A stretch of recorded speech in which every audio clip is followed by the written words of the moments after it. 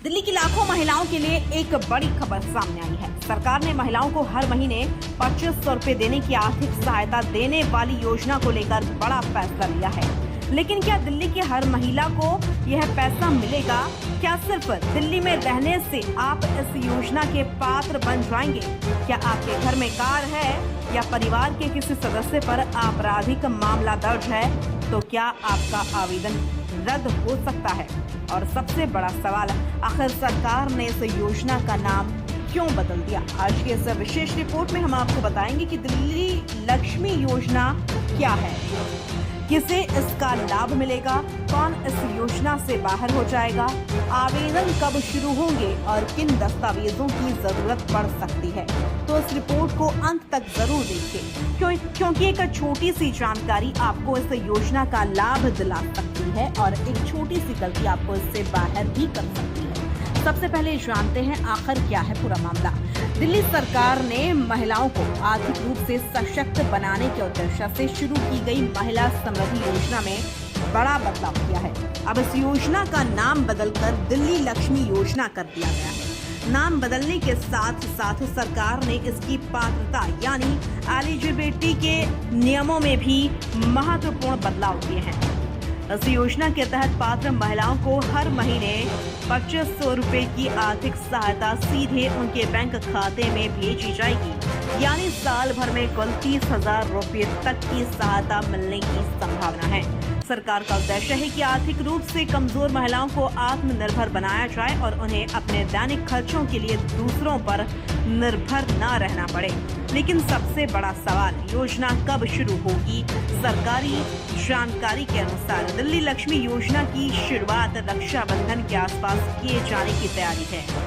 हालांकि आवेदन प्रक्रिया की अंतिम तारीख, पोर्टल और विस्तृत दिशा निर्देश सरकार द्वारा आधिकारिक रूप से जारी किए जाने की बाकी हैं। यानी फिलहाल योजना की घोषणा और पात्रता के नियम सामने आए हैं। अब जानते हैं सबसे महत्वपूर्ण बात, आखिर किन महिलाओं को मिलेंगे 2500 रुपए। सरकार ने स्पष्ट कर दिया है कि यह योजना सभी महिलाओं के लिए नहीं है।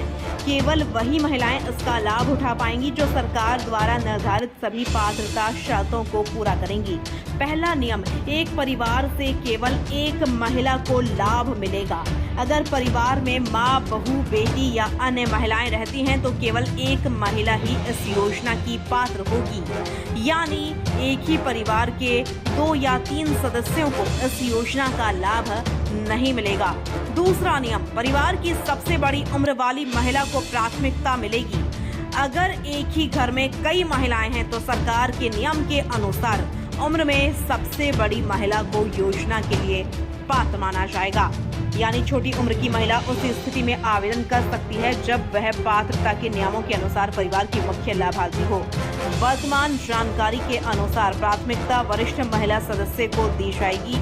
तीसरा नियम, महिला कम से कम 10 वर्षों से दिल्ली की निवासी हो।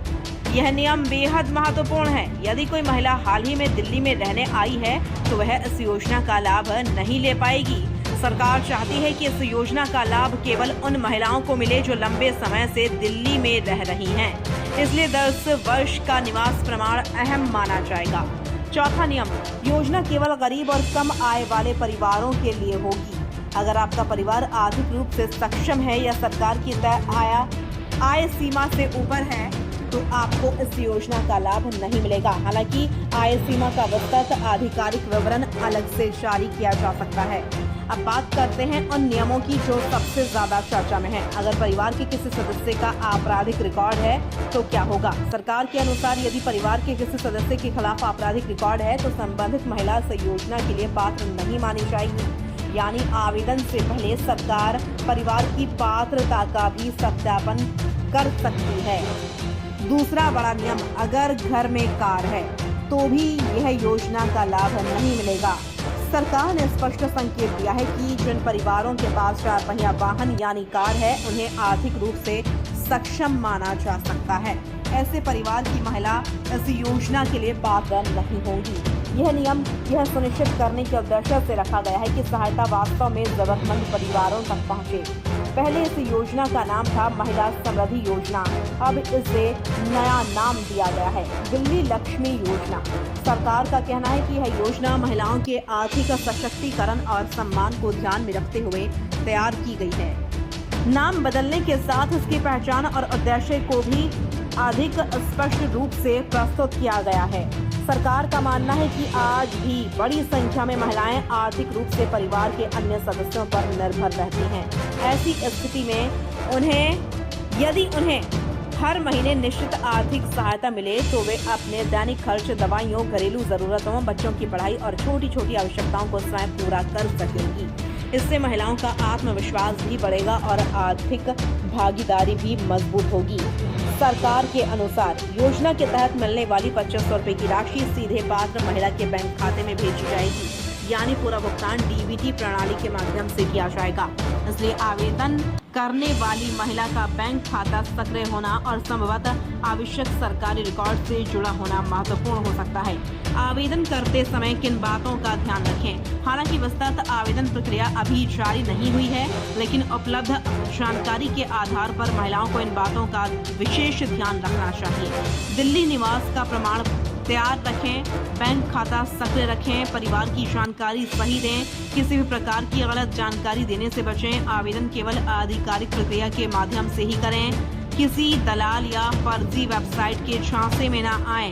अगर एक नजर में योजना के प्रमुख नियम, योजना का नया नाम दिल्ली लक्ष्मी योजना, हर महीने सहायता 2500 रुपए, शुरुआत की संभावित समय सीमा, रक्षाबंधन के आसपास एक परिवार से केवल एक महिला पात्र, परिवार की सबसे बड़ी महिला को प्राथमिकता, कम से कम 10 वर्ष से दिल्ली की निवासी होना आवश्यक, केवल गरीब और कम आय वाले परिवारों के लिए, परिवार में आपराधिक रिकॉर्ड होने पर पात्रता प्रभावित हो सकती है, 4 पहिया वाहन वाले परिवारों की महिला पात्र नहीं होगी, राशि सीधे बैंक खाते में भेजी जाएगी। दिल्ली सरकार की यह योजना लाखों महिलाओं के लिए आर्थिक सहारा बन सकती है, लेकिन इस बार सरकार ने स्पष्ट कर दिया है कि लाभ केवल उन्हीं महिलाओं को मिलेगा जो सभी निर्धारित नियमों को पूरा करेंगी। इसलिए अगर आप या आपके परिवार की कोई महिला इस योजना का लाभ लेना चाहती है तो आवेदन शुरू होने से पहले पात्रता की सभी शर्तों का ध्यान समझ लें। जैसे ही सरकार आवेदन प्रक्रिया, पोर्टल, दस्तावेजों और अंतिम तिथि से जुड़ी आधिकारिक जानकारी जारी करेगी, हम आपको सबसे पहले उसकी पूरी जानकारी देंगे। फिलहाल इस रिपोर्ट में दी गई जानकारी उपलब्ध सरकारी घोषणा और सार्वजनिक रूप से सामने आए पात्रता नियमों पर आधारित है। आवेदन प्रक्रिया शुरू होने पर अंतिम नियम और दिशा निर्देश सरकार द्वारा जारी अधिसूचना के अनुसार लागू होंगे।